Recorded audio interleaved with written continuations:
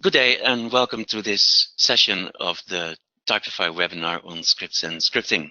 In the previous two sessions we dealt with communication with the Typefi engine and how to use the Typefi scripting DOM. And in this session we'll bring these two things together in a case study. The problem we'll tackle is a fairly common one. We have a publication with photographs, and these photographs should appear at the top of pages by default. But this placement rule should be overridden to make sure that photographs are placed in their own text section. On the page here, on the left, you see that is not the case. And well, I'll actually show you. Show the type of anchors, and you see that this element is anchored in this section. So this is not a preferred position, and in this case we should move the elements to the bottom of the page. In order to do that, what we do, first of all, of course, we ask ourselves, when should this script run? At which event should this script run? Well, clearly it can't run at spill end because we need page geometry. We can't do it at page start because at page start there aren't any floats on the page yet. Document end is a possibility, but it's risky because moving a page item around on a page could change the flow of the document, of the page. So really the only option we have is page end. So we'll do a page end. So at each page end, we check first of all whether the page contains a photograph. If it does, we check whether the page contains a heading. And if it contains a heading, we check if the photograph's anchor comes before or after the heading. If the anchor occurs after the heading, we'll know that we have to move the photograph. In the previous webinar, we saw how to find an element on a page. What we don't know yet is how to find an anchor. And that's what we'll deal with first. So if we zoom in, you can see that I'll move this a bit.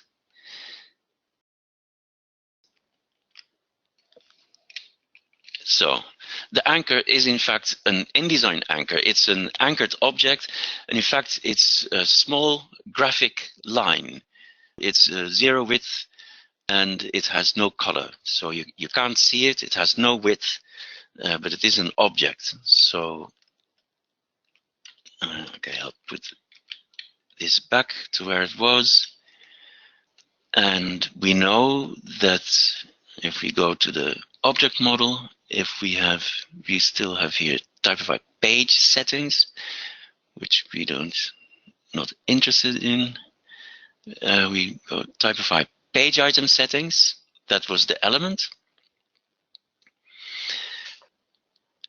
Element, and we go to element item, and here anchor, Typefi element anchor. This is an anchor. And if we look for anchor here, we have page item. So if we just very informally try to work out how this works, we can say, I'll open the console again so we can see what we're doing.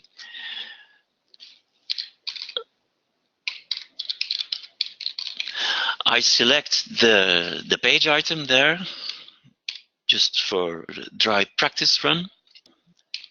Typefi settings,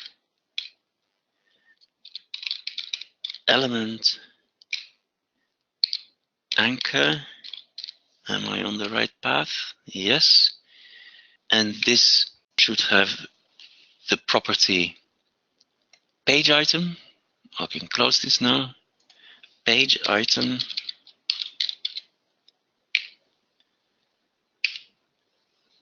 As you can see, it's a graphic line. We could, in fact, even select it if we wanted to. I'll make this a bit bigger.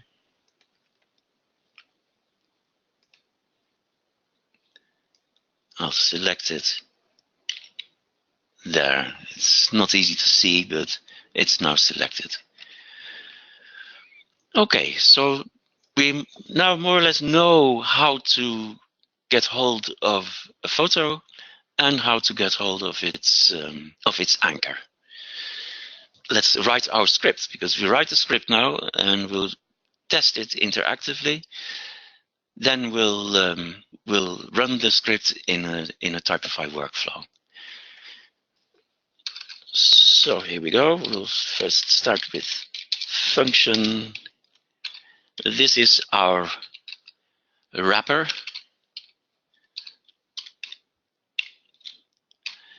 To protect our engine. I should have saved this, but I haven't, so it won't take long.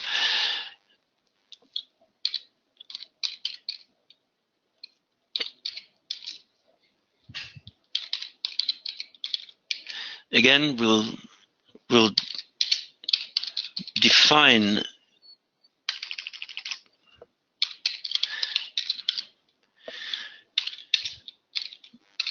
our Typefi object for interactive use. I'll just type this on one line to save some space.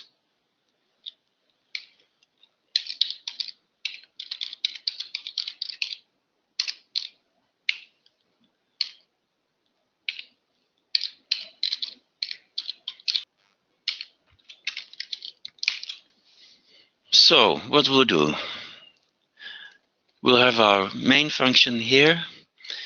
I'll say var mf, any objects that you declare must be declared with this var reserved word to make sure that this variable scope can't get out of our anonymous function, this wrapper. Is Typefi INDD page. We'll first look for a main story frame, because if there isn't a main story frame, then there's nothing for us to do on this page.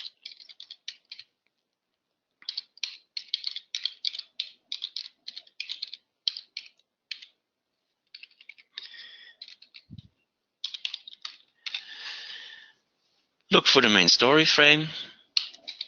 If not main story frame, return. Let's see how we fare. Did I see this? I do this all the time. Check syntax. There we're going wrong. Okay, I'll run it. It's okay. If we arrive at this point, at line 12, we know that we have a main story frame. So now we're going to search of a photo. Var photo is find element. I'll do it like this. Photo. No, I should have saved that thing that we did in the previous session, but I didn't. So I'll quickly re-enter it. Find element of a particular name. Var frames Typefi INDD page. I know that we're looking for rectangles, so I'll say rectangles. In the previous section, we did a very general page items, but now I already narrowed down to rectangles, which is a bit more efficient. Every item gets elements for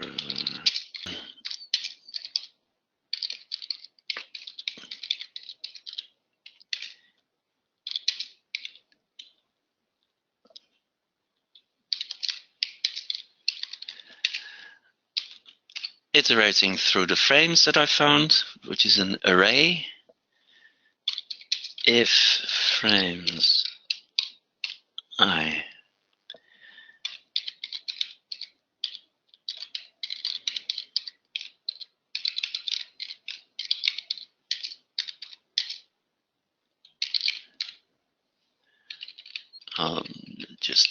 avoid confusion, I'll do it like this. Variable name I get in my name. If a frame is a Typefi element and its name is whatever I fed into it, and frames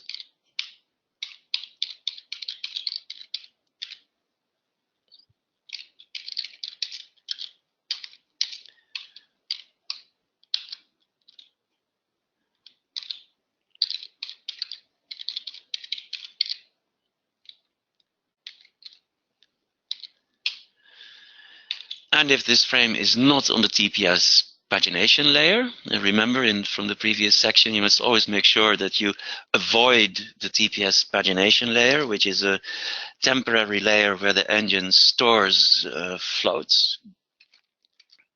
Then return frames I.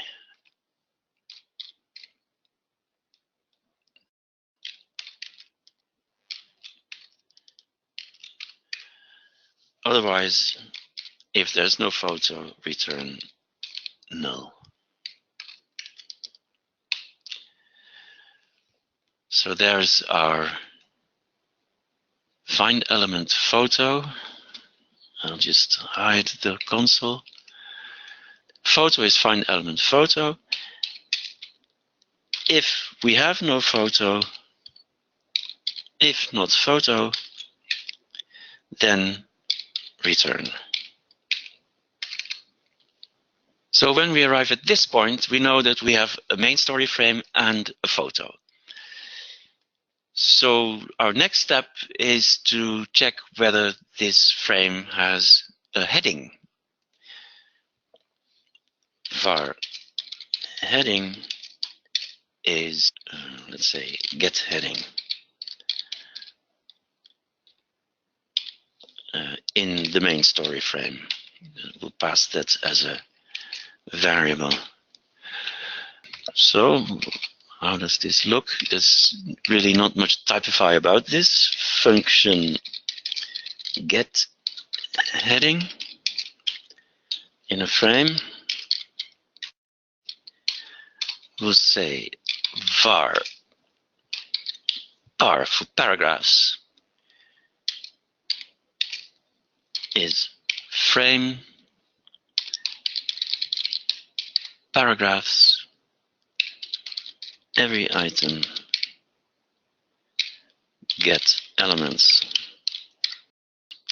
Get all the paragraphs in this frame. Rather similar to the previous, so we just iterate through our par in search of a paragraph style for var I is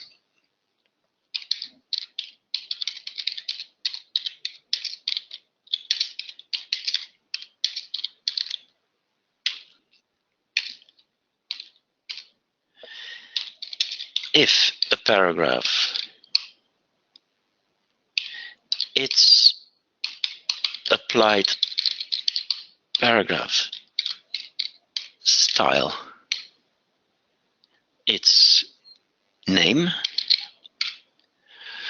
I'll show you what a style name is here in this document. Section names start with the string SEC. So sec A, sec B, these are the sections. So we say if a paragraph style name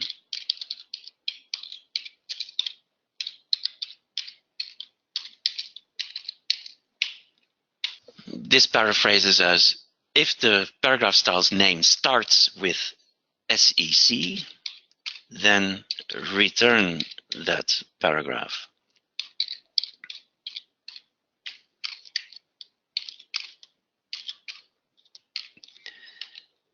And again, if it doesn't, then return null.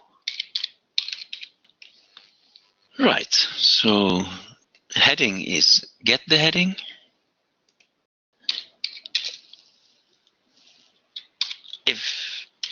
If there is no heading, return Nothing to do on this page. At this point, we know that we have a photo and that we have a heading. Now we have to check whether the anchor is after the heading. So I'll say var anchor is photo Typefi settings element anchor page item. This is a graphic line. So what do we do now? We compare the position of the anchor with the position of the heading. If heading, the position of the heading we can get by its baseline. We return the heading is a paragraph. A paragraph has a baseline. If the heading's baseline is smaller than the anchor is a graphic line. Graphic lines have geometric bounds. Geometric bounds 0. If this is the case, then we have to move the page item. Photo, move. This is plain and simple InDesign. Undefined. Move can take two parameters. If you specify the first parameter, an array of two numbers, then that's move to a position, but we don't want to move it to a position, we want to move it by some value. And the distance we want to move it by is the bottom. So this one has to go here, so the distance we have to move it by is this minus the bottom of the photograph. So the bottom of the main story frame minus the bottom of the photograph. Main frame, geometric bounds 2, which is the bottom of the main frame.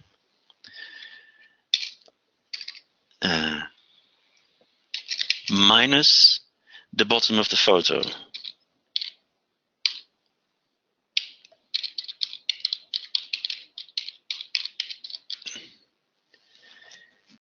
Number 2. Here. Just to refresh your memory, perhaps, geometric bounds is an array of 4 values. 0 is the top, 1 is the left, 2 is the bottom, and 3, the third array element, the third geometric bounds item, is the right. Well, this looks like a complete script. No errors. And does it work? We're about to find out.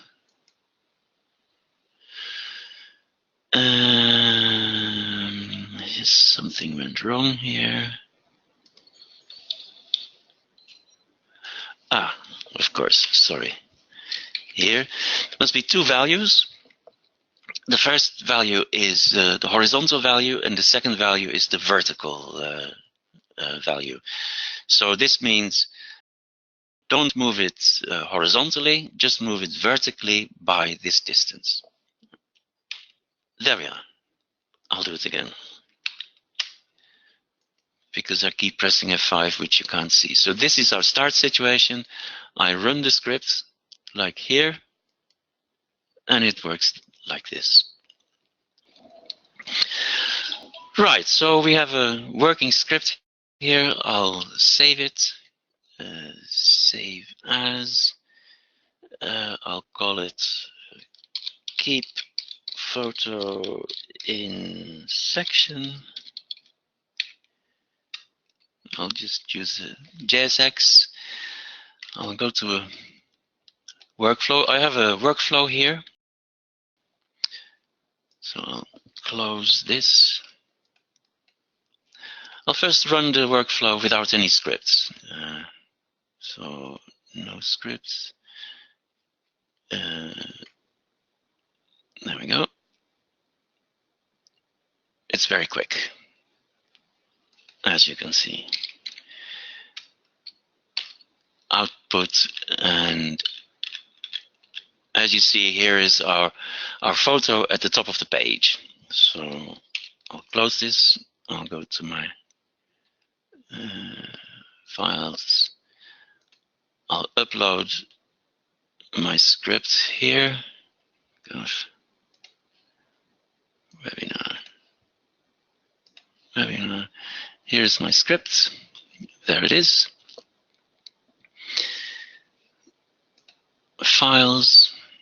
This is my workflow test document. I go to event scripts. It's a page end script.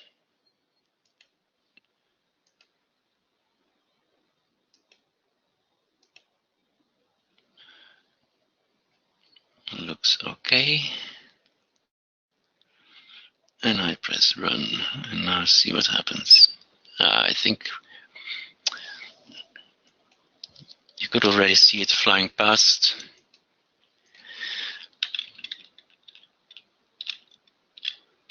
There we are. Running a job, the thing is at the bottom of the page because its anchor is where it is. And this concludes this case study. Thank you.